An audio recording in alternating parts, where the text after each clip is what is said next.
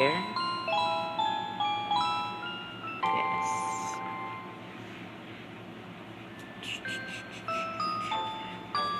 Oh well, he did save me after all. I can at least return a favor by helping him look for the white rabbit. Rabbit, I guess we have to look for it the old-fashioned way. I murmured to no one in particular. What should we do? Ask the master and his apprentice, or survey our surroundings? Well, I think we should ask somebody, because it could save a lot of time. I decided to ask master and his apprentice at the tailor shop. I'm not thrilled about it, but there's no one else to turn to. The Cheshire Cat is with me, so I don't think I'll be attacked this time, I hope. I asked the Cheshire Cat to put me on top of the table. The master sat cross-legged with a sullen look on his face next to a piece of fabric with pattern paper pinned to it. Harry was pulling out the needles that were stuck in the master and replacing them with plaster bandages. Oh, so that's why he's covered in so many bandages.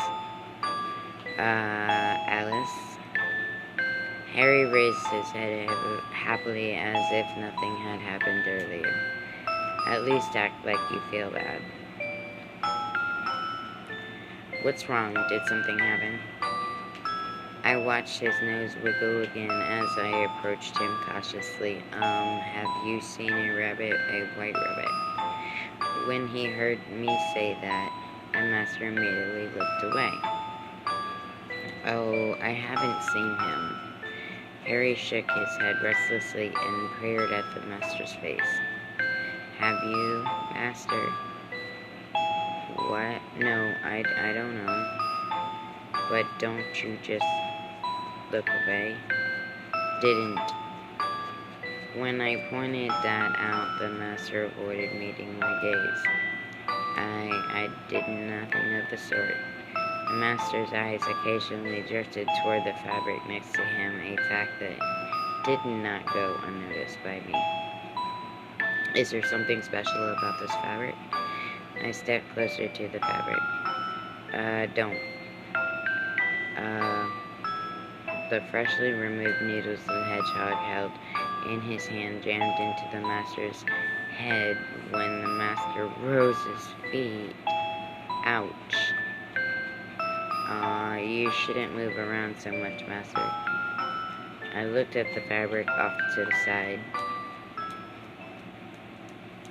Restaurant Inaba. This fabric, the edges have been hemmed. Normally, the edges of fabric would just be left cut, but it's been hemmed carefully as if it were a handkerchief.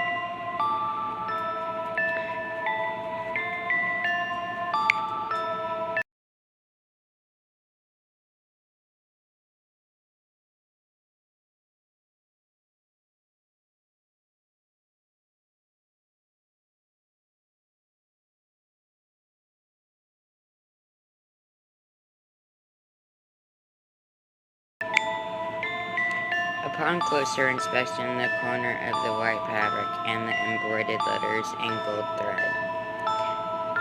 Restaurant Inaba? I tried reading it out loud. Isn't this a restaurant napkin? Like I said, it's nothing, so what if it's a napkin? It's still fabric. Well, this is true. Then why are you being so defensive? That shut the master up. He's pretty much shouting out loud that he has something he's hiding. This is the restaurant in the hotel that's across from the train station, right? Harry spoke up thoughtlessly. Now that I think about it, master, you said the white rabbit dropped it. As the hedgehog spoke, his words suddenly turned into a yelp. Idiot, you said too much. The White Rabbit dropped the rabbit a restaurant's napkin. I couldn't even imagine the circumstances. What are you saying? A rabbit wouldn't use a napkin, right? Oh, of course, Alice. Even Mr. White Rabbit uses a napkin every now and then. He's gotta wipe his nose.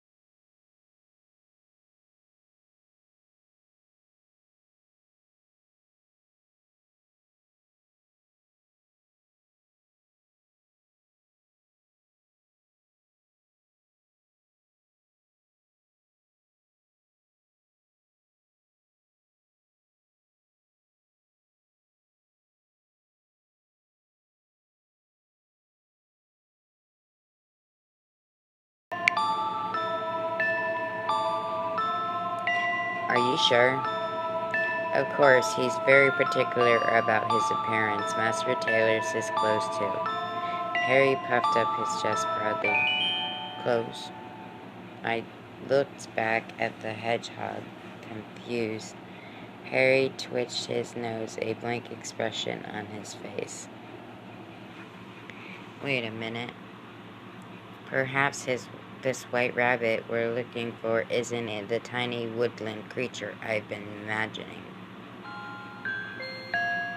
I think it is. I started to recall the white figure I met previously in the classroom on the 4th floor. A white rabbit. Hey! I started to ask the Cheshire Cat while that transparent white figure was still on my mind. Wouldn't this white rabbit happen to be wearing a blue button-up shirt and a gray slacks? Yes.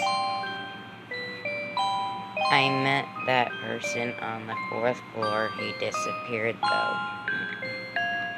The Cheshire Cat nodded without showing any sign he was surprised.